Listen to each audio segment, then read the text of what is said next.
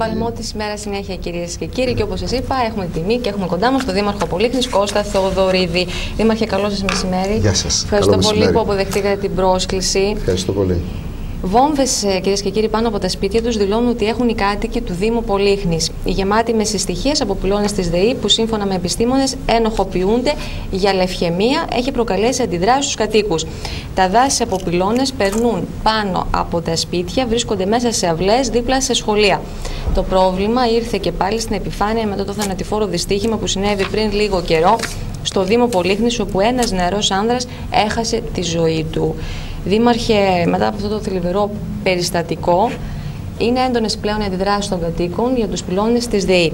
Καταρχήν, ήθελα να σας ρωτήσω το εξής. Με τον κίνδυνο λοιπόν να πάθουν ηλεκτροπληξία από κάποιο ατύχημα, κινδυνεύουν οι κάτοικοι του Δήμου Πολύχνης.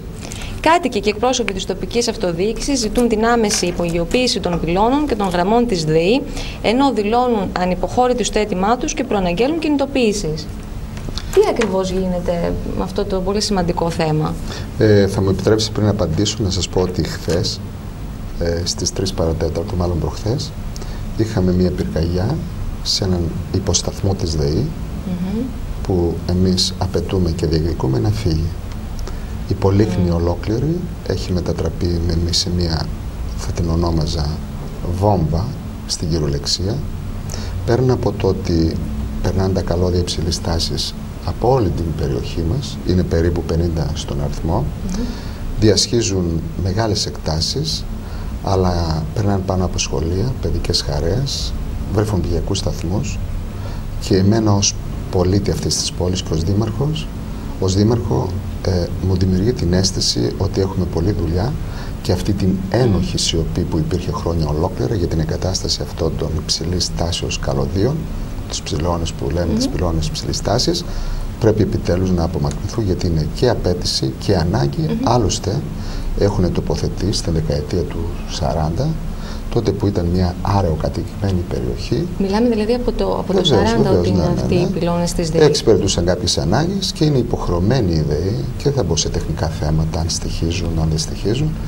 Αναφέρεται και ως γιατρός για λευχαιμίες. Δεν είναι μόνο η λευχαιμίες, είναι ένα σωρό ασθένειες.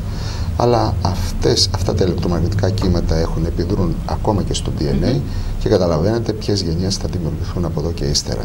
Την ευθύνη λοιπόν την έχουμε όλοι εμείς, και όπως ανέφερα, αυτοί οι υπεύθυνοι ανεύθυνοι να αναλάβουν την ευθύνη. Πράγματι είχαμε ένα τραγικό γεγονός, και εδώ και πέραν από εξαιτίας αυτού του γεγονότος, κάποιος συμπολίτης μας επισκέβαζε ή έφτιαξε μια καμινάδα, και αυτά, ξέρετε, θα πρέπει να έχουν ένα συγκεκριμένο ύψος. Έπαθε ηλεκτροπληξία, σκοτώθηκε καρέα, κάηκε όλο το σπίτι, και αυτό που μου κάνει εντύπωση ειλικρινά είναι η κοινικότητα με την οποία αντιμετωπίζουν κάποιοι αυτό το γεγονός. Δηλαδή, τι εννοώ? Εμείς κάναμε μηνυτήριο αναφορά κατά παντός υπευθύνου. Ακριβώς όπως είναι η οικοδομή αυτή, δίπλα έγινε μια θεόρατη οικοδομή και δόθηκε άδεια πριν από 2 χρόνια.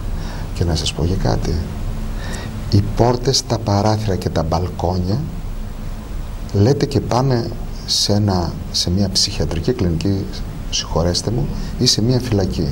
Βάλανε από τον πρώτο όροφο μέχρι τον 8ο, τον 6ο όροφο, και κλειδώματα για να μην έχουν να προσθέτουν. Καταλάβατε, αυτό είναι το ελληνικό κράτος. Μάλιστα, Δήμαρχε. Επειδή είπατε ότι είναι και πάνω οι πυλώνες της ΔΕΗ από σχολεία και παιδικές χαρές, και αυτό είναι πάρα πολύ σοβαρό, Δήμαρχε. Είναι σοβαρό. Είναι έγκλημα. Από τη μια να ανησυχούμε, να αγωνιούμε για την προστασία και την υγεία των παιδιών μας. Να έχουμε τις βόμβες κάτω από τα σχολεία, και έχουμε συγκεκριμένα, και μάλιστα καινούριο σχολείο χτίζεται, και απορώ πως δόθηκαν οι άδειες.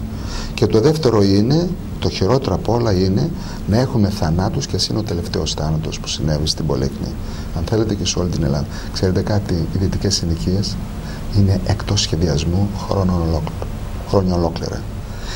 Είχαμε μια περιοχή, μια διεκδίκηση από έναν Δήμο, και συγκεκριμένα του Παρονάματος. Έχουν φύγει αυτές τις υψηλές τάσεις στα καλώδια, και μου κάνει εντύπωση, γιατί όχι και από την Πολύχνη. Χρειάζεται και πρέπει Δηλαδή... Συγγνώμη, να συγχαρώ την Ένωση των Κατοίκων που δείχνει αυτή την ευαισθησία και πολύ παλιά κάνουν αγώνες, να ενώσουμε τη δική τους φωνή με τη δική μας και να κάνουμε την αγωνία τους αγώνα, να απαιτήσουμε επιτέλους στη γενιά που έρχεται να ζήσει σε ένα άλλο περιβάλλον. Το περιβάλλον δεν το κληρονομήσαμε.